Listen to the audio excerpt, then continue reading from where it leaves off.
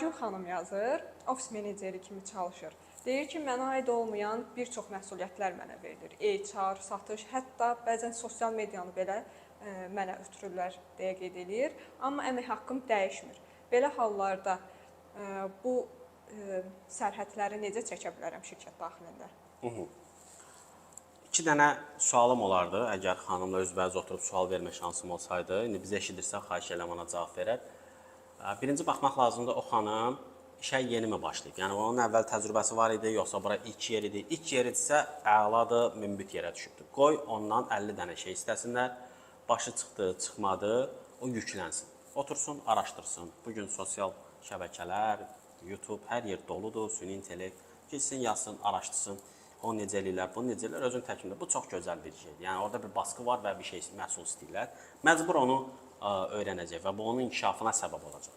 Yox, xanım yetərincə peşəkardır, artıq illərdir o prosesləri keçib, yəni artıq özünü bir sübut eləyib və bir çərçivə içərisindədir ki, bu onu yoracaq. Çünki peşəkar adamların belə xaotik tələblər onları yorur və incidir və verimliliyini aşağı salır. Yəni, bahalı işçini ucuz işlərlə məşğul etmiş olur. Bu əslində sahibkarın da resurs idarəçiliyində problem olduğunu göstərir. İndi nə edək? Vəzifə təlimatı deyə bir anlayış var.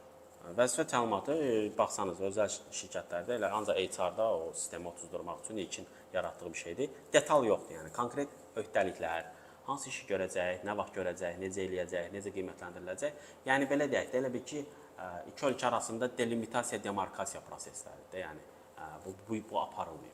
Öhdəlik yoxdur. Ona görə də kim nə gəldi, kimdən gəldi istəyəcək, kimin kimə gücə çatdı, ondan da onu tələb eləyəcək.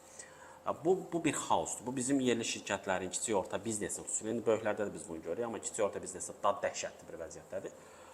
Bəlli deyil kimin işin adı nədir. Mənim bir videom var idi, iş yiyəsini tanımır. Bəlli deyil ki, bu işin yiyəsi kimdir, kim görmədi. Nə etmək lazımdır? Gedmək lazımdır rəhbərin yanına, izah eləmək lazımdır. Amma xronometrajla, yoldaşlar, xronometrajla, ölçü ilə. Mən gündə 17 dənə iş görürəm. 30 dəqiqə buna, 5 dəqiqə buna, 20 dəqiqə buna sərf eləyirəm və mənim ümumilikdə 8 saatlıq günümün 11 saatı bu işlərə gedir və mən bunu çatdıra bilmirəm. Və ona görə də filan işlərim zəifliyir. Tövsiyə edirəm ki, bu işlər üçün bu adamlar ayrılsın. Təbii ki, 90% rəhbərin reaksiyası mən sizə deyim. Adam fikirləşəcək ki, mən bu yoldaşa 600-700 manat maaş verirəm, birini də götürsəm 600-700 manat da tutaq ki, buna verəcəm, ya 800 manat verəcəm. Mən lap xırda işlər